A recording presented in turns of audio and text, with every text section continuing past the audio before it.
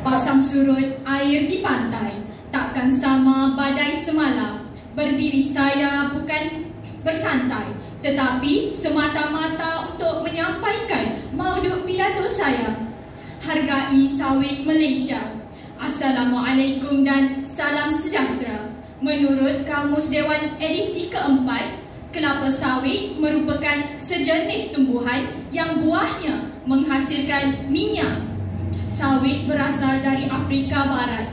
Pertama kali, sawit dibawa masuk ke negara Malaysia pada tahun 1870-an sebagai tanaman hiasan. Namun begitu, sebenarnya terdapat banyak fungsi sawit kepada manusia sezagat. Warga Dewan Pencetus Minda, wasilah yang pertama, sawit Malaysia dinobat, ekonomi negara dimartabat. Kerajaan Malaysia telah memperkenalkan penanaman sawit secara besar-besaran sebagai skim untuk membasmi kemiskinan dan meningkatkan taraf hidup dalam kalangan penduduk luar bandar. Malaysia telah mengekspor minyak sawit ke hampir 160 negara dengan China, India dan Kesatuan Eropah sebagai pasaran terbesarnya. Walaupun banyak negara masih mengamalkan kawalan pergerakan kerana COVID-19, tetapi keperluan makanan sentiasa ada. Faktor utama yang menyumbang kepada peningkatan harga ialah ekspor minyak sawit sehingga 2% pada bulan September berbanding bulan Ogos. Peningkatan ekspor itu disebabkan pembelian oleh India, Bangladesh, Afrika Selatan, Filipina dan Turki.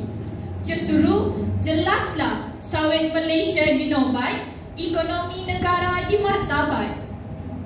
Sidang pendengar prihatin. Wasilah yang kedua, minyak sawit Malaysia dinobat, kesihatan diri dimartabat. Dengan segala diskriminasi dari barat terhadap minyak sawit kita dan produk berkaitannya, saya ingin berkongsi pelbagai manfaat kesihatan yang sebenarnya ditawarkan minyak sawit. Saya sangat percaya kepada semua perkara semula jadi dan faedah minyak sawit yang tidak terkira banyaknya, memainkan peranan penting dalam memenuhi keperluan dunia untuk minyak dan lemak. Kelapa sawit adalah tanaman sayuran yang paling produktif berbanding tanaman minyak lain seperti kacang soya, bunga matahari dan biji sesawi atau dikenali sebagai canola, kerana ia menghasilkan sehingga 4 tan minyak setiap hektar setahun. Ini bermakna kelapa sawit hanya memerlukan keluasan tanah yang kurang untuk menghasilkan jumlah minyak yang sama berbanding tanaman minyak sayuran lain. Sebenarnya, minyak sawit mempunyai nisbah asid lemak yang seimbang. Ia terdiri daripada 50% lemak tebu, asid palmitik dan asid stearik, dan 50% lemak tak tebu, asid olik dan asid linolik, atau masing-masing dikenali sebagai asid lemak omega 9 dan omega 6. Tambahan lagi, minyak sawit mengandungi banyak phytonutrient dan menyihatkan seperti tocotrienol, vitamin E, provitamin A juga dikenali sebagai carotenoid, fitosterol, coenzim Q10 dan lain-lain lagi. Ini adalah antioksidan yang berkesan dan membantu dalam pencegahan penyakit. Maka sudah terang lagi bersuluh, minyak sawit Malaysia dinobat, kesihatan diri dimartabat. Warga Dewan yang berwawasan, wasilah yang ketiga, sawit Malaysia disemai, masyarakat sejagat bermain. Hari ini, industri sawit mampu menghasilkan sehingga 20 juta tan minyak sawit mentah CPO dengan nilai pasaran sekitar 72 bilion setahun. Industri utama negara ini menyumbang 33 bilion ringgit hingga 43 bilion ringgit atau 5 hingga 7% daripada keluaran dalam negara kasar KDNK dalam tempoh 8 tahun.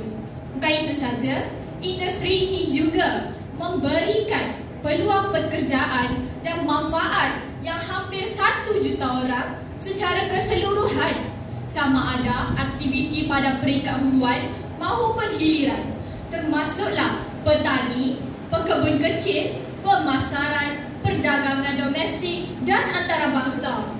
Menurut Perangkaan Persekutuan Pekebun Kecil Kebangsaan NASH, seramai 650,000 pekebun kecil sawit bergabung di bawah persatuan dan menikmati manfaat besar hasil pembangunan industri sawit di seluruh negara. Justru, hari ini terdapat 44 perladangan tersenarai dengan nilai modal pasaran sekitar 113 bilion ringgit Malaysia, iaitu berkedudukan kelima di Bursa Malaysia selepas sektor kewangan, telekomunikasi dan media, utility dan perkhidmatan lain. Keberadaan syarikat besar ini bukan sahaja memberi impak mega kepada peningkatan perekonomian negara, malah menciptakan peluang pekerjaan dalam kalangan rakyat tempatan.